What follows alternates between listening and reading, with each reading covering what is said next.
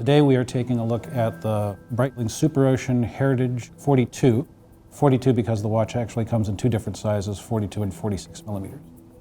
So a little background, the Superocean, it's a fairly old name for Breitling. The very first Superocean diver's watch came out in 1957, and it was part of the first generation of true purpose-built diver's watches, along with the 50 Fathoms from Blancpain and the Submariner from Rolex. And it shared a lot of their features, including a high degree of legibility and, of course, a rotating bezel designed to enable divers to time dive times, decompression stops, or what have you. And so 1957, fast forward to 2017, this is actually the 60th anniversary of the Superocean. And in celebration, Breitling has brought back a version of the Superocean which shares a lot of the design details of the original. Similar shaped hands, a similar treatment of the bezel. The aesthetics are very, very close to what you see in the 1957 models. The new version of the Superocean, of course, has some significant technical upgrades. Case is stainless steel. The bezel is now in ceramic, which seems to have become the material of choice for bezels of modern dive watches for very practical reasons. The color doesn't fade. They are virtually scratch resistant, and although there's a slightly greater chance of damage to the bezel in terms of cracking, in practical terms, they seem to withstand fairly rough use quite well.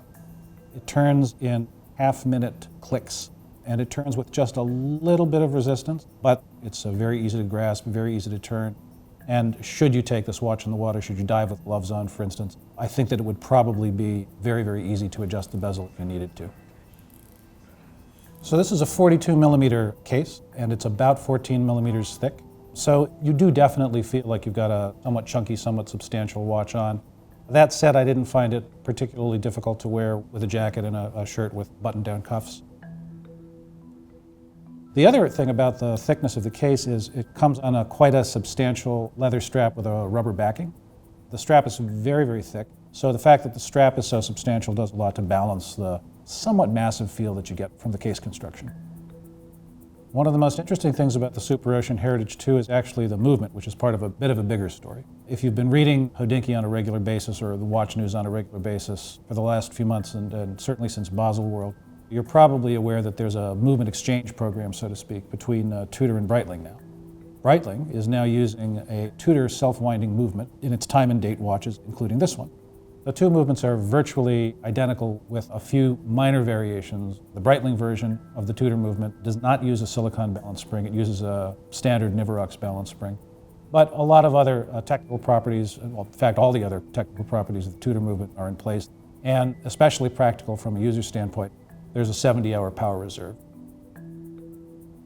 The 42 millimeter version of this watch comes in two different colors. There's one with a blue dial and blue ceramic bezel, and the one you see here with brown dial and a brown ceramic bezel.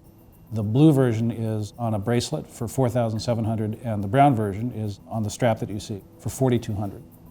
So what you have is a watch with a pretty technically interesting movement, nice long power reserve, and other interesting technical features. That's part of a larger, sort of interesting narrative about, in-house movements or not in-house movements in the watch industry, with some really terrific, very attractive vintage styling that goes all the way back to 1957.